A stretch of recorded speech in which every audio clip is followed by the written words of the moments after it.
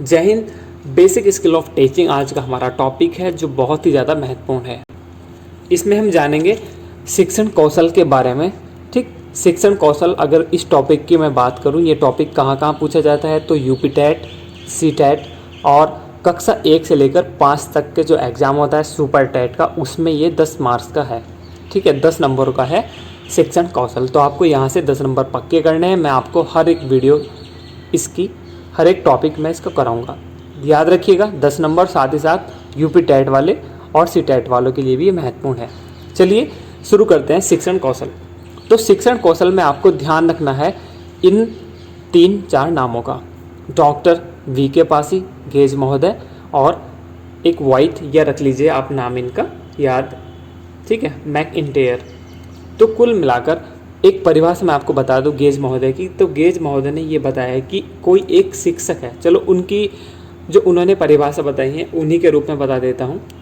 शिक्षक कक्षा कक्ष में अपने शिक्षण को प्रभावशाली बनाने के लिए उपयोग करता है। मतलब उपयोग किस चीज़ का करता है? जिससे बच्चा उसमें रुचि लेने लगे। ठीक, यानी शिक्षण से संबंधित, शिक्षण कौशल से संबंधित जो परिभाषा है वो इन 4 मनोवैज्ञानिकों के नाम आपको याद रखने हैं। ठीक है, चलिए, शिक्षण कौशल की परिभाषा वही है कि शिक्षण को प्रभावशाली बनाने के लिए शिक्षक किस सामग्री का प्रयोग करता है। ठीक है, वो उसके कौशल हैं, वो किस रूप से छात्रों के मन में, यानी मन में अपना घर बना लेता है या अच्छे से बच्चों को समझाता है। ठीक है, वही शिक्षण कौशल जो वो स्किल यूज़ करता है। ठीक है, जैसे आपने BTC वगैरह की, तो आप स्किल कौन सी यूज कर रहे हैं वो डिपेंड करता है आप पर।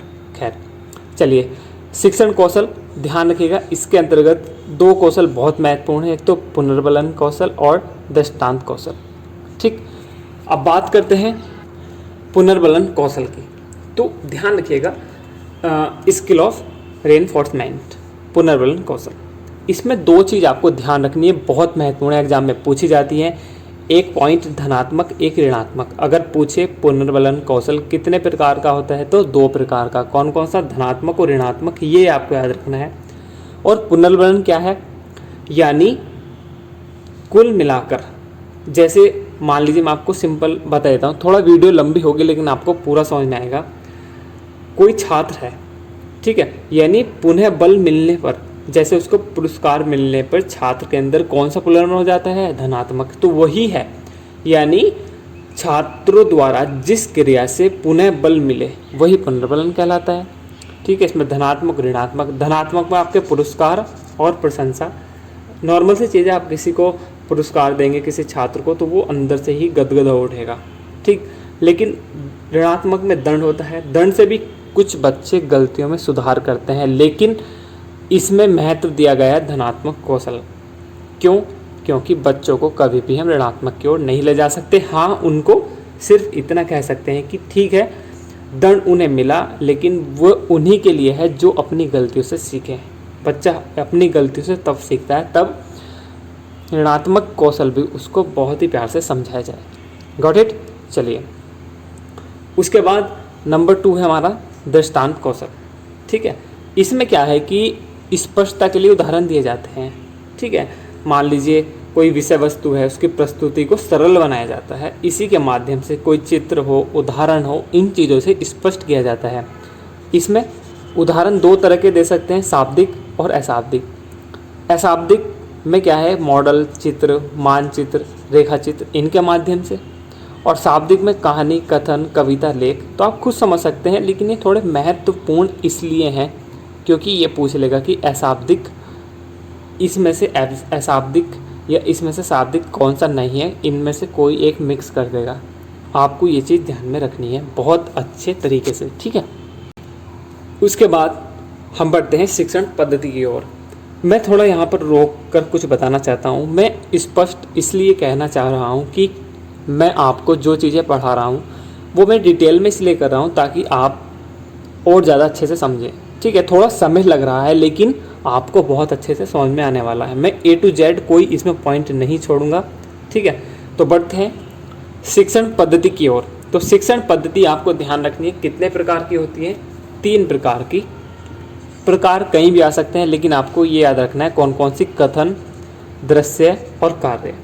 कथन क्या है, जैसे किसी चीज़ की व्याख्या करना, प्रश्न करना, और दृश्य आप प्रदर्शन करके, चित्र, प्रोजेक्ट में जो कार्य प्रोजेक्ट आ जाता है कार्य में, ठीक है। इन तीनों को आपको ध्यान में रखना है, सिर्फ 3, कथन, दृश्य, कार्य, यही शिक्षण पद्धति हैं, ठीक है। उसके बाद ये काफ़ी महत्वपूर्ण हो जाता है। देखो नया शब्द आपने सुना नहीं होगा, ठीक है। नया शब्द है बिल्कुल ब्रेन स्टॉर्मिंग, ठीक। बहुत अच्छे से आपको इसको याद करना है या नोट डाउन कर लेना है। पहली चीज़ है कि जो ब्रेन स्टॉर्मिंग है वो एक अवयव है जो पूर्ण रूप से प्रजातांत्रिक है। मतलब कि जैसे मैं आपको बता दूं, जो इसमें शिक्षण प्रविधि का प्रारूप होता है वो एक समस्या केंद्रित होता है। ये याद रखिएगा कि जो ब्रेन स्टॉर्मिंग है एक समस्या केंद्रित होता है बस, ठीक है। ब्रेन स्टॉर्मिंग समस्या केंद्रित, इसका जो शिक्षण प्रविधि का प्रारूप है वो समस्या केंद्रित होता है।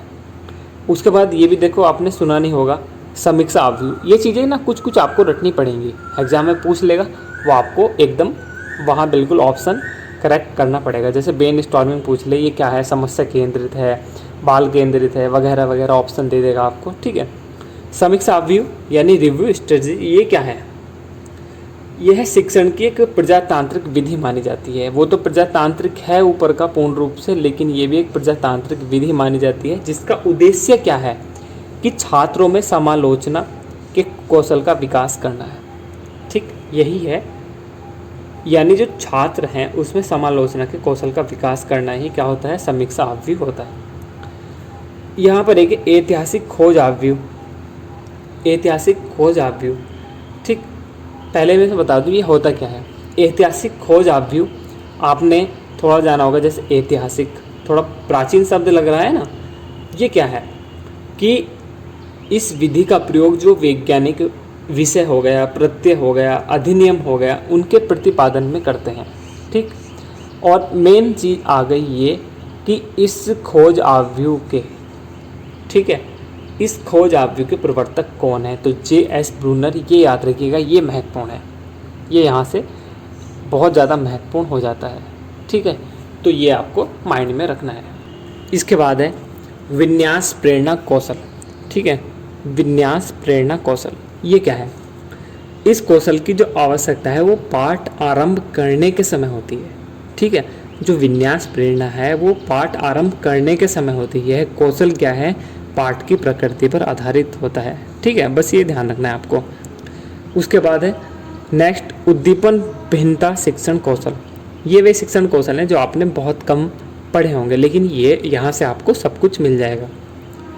उद्दीपन भिन्नता शिक्षण कौशल क्या है, ठीक है, यानी शिक्षक जानबूझकर शिक्षण क्रियाओं प्रक्रियाओं उनको बदलता है। शिक्षण क्या है, शिक्षक क्या है, शिक्षण क्रियाओं का बदलता है, मतलब कि शिक्षण क्रियाओं को बदलता है जिससे छात्रों का ध्यान पाठ्य वस्तु में केंद्रित कर सके। बस यही है इसका मेन रीजन, ठीक है।